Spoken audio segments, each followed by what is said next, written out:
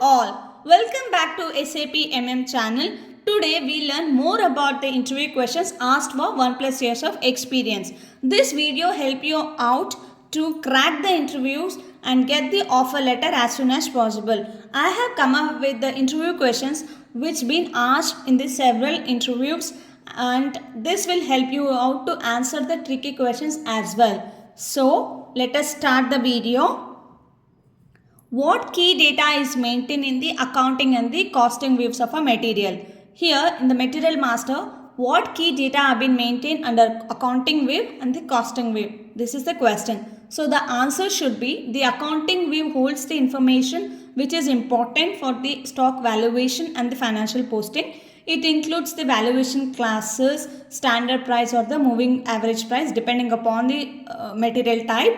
And this S stands denotes the standard price and V starts the denoted V as in moving average price. This view is a plant specific and it links to the GL account via valuation class. This will have a importance in the automatic account determination. While you do the GR or the IR posting, the GL account will get hit automatically with this accounting view information. Coming to the costing view, it supports the product costing and planning. It stores the field like costing, lot size, planned prices and the future prices. This is also very important to do the budgeting analysis, cost estimation runs and the profit analysis. You can also check these cost estimation runs with the T codes CK11N and CK40N. Now we'll see the real-time examples, real based scenarios.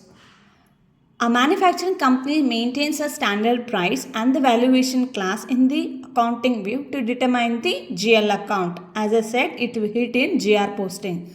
The costing view is used to simulate the future material cost if it is increases or decreases, and company can plan accordingly. So the budgeting happens with the usage of costing view. Moving on to the next question. How does a purchasing block on a vendor affects the procurement process? Here they are asking only to block the purchasing thing of a vendor. They are not going to block completely vendor. Only the purchasing part can be blocked. How they are asking? The answer is the purchasing block is set at the purchasing organization level in the vendor master, prevents the creation or processing of the procurement documents like RFQs, PR, purchase requisitions and PO. When a blocked vendor is selected in any case of purchasing document like PO, PR, RFQs, the system issues a warning messages or the error message depending upon the configuration which we do in OMAS. Thereby it enforces the control. Okay. This ensures the vendors are under review, blacklisted or under performance investigation, do not receive any new business inadvertently. The real-time example is a supplier with a frequent delivery delays was blocked at the purchasing organization level. The buyers are attempting to create the purchase orders. It receives a hard stop message. If a user wants to create a PO, he or she will get the hard stop messages and it will redirect it to use the alternative approved defined suppliers instead of the blocked one. In this case, you can streamline the process with the blocking, and it will allow you to only block the purchasing, not with the any other financial transactions can be taken place with that particular vendor. Only at the time of purchasing and the purchasing procurement activities will be blocked. And this ensures a big control over the supplier which has been blacklisted or under performance. Moving on to the next question. What is the differences between centrally blocked and purchasing organization level blocked vendor? Here, the interviewer is asking the differences between centrally blocked and the purchasing organization level blocked. The centrally blocked vendor set in general data, the BP role is FLVN00. This prevents all the company codes and all the procurement activities of that particular vendor. Purchasing organization level blocked vendor is set under same the BP role FLVN01. It only blocks the procurement activities, while the financial transactions or the other organization may still able to process the document. Why? Because this kind of vendor block is only at the purchasing level, not at the centrally blocked. So you can still work for the other purchasing organization. This granularity offers business flexible control over the vendor relationship. The real-time example is a vendor failed a quality audits in a plant, for suppose plant 1000. Instead of centrally block and impacting all, the purchase organization linked to the plant 1000 only applied a localized block to avoid the descriptions elsewhere. So this will have a impact only with the plant 1000, and the other activities for the other vendor can be taken place normally. The next question, can you link an RFQ, that is request for quotation, to a PR? If yes, how? This is the question. You need to link RFQ to a purchase requisition. If it is can be done, it is asking how. The answer is yes, you can link an RFQ to a purchase requisition during the RFQ creation.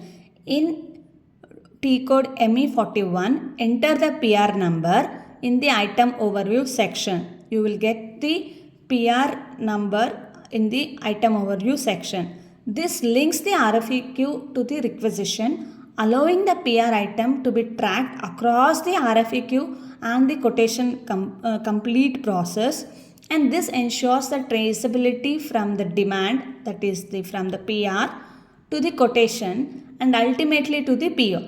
Once a quotation is accepted, you can convert it to a PO, and that's the references of the original PR. This will again help you out to streamline the procurement process in an effective manner. The real-time example is a department tries a PR for office chairs. The purchasing team creates a request for quotation referring to that particular PR, ensuring any future PO fulfills the original request without any duplication or without any kind of error. This also streamlines the process in a stable manner. What is the T code to check the material cost analysis by the valuation type? This is asked by the interviewer. You need to answer the T code. The T code is MC.1, material analysis in a complete way. Master data tables. This you can only memorize it, only few important tables like table MARA, MARCI, MM-EWM for the material valuation, MARD for storage location, and MCHP for batch stock. If you are maintaining any batch in respective of pharmaceuticals or the food industries, you can also have a tab on this table MCHB. These are all the essential tables which you will needed in a day-to-day reporting or to customize reporting or the other things. So you should always ensure to know these tables. Coming to the transaction data tables, EKKO for the PO header, EKPO for the purchase order item level, material doc item level is MSEG, MKPF material document at the header level.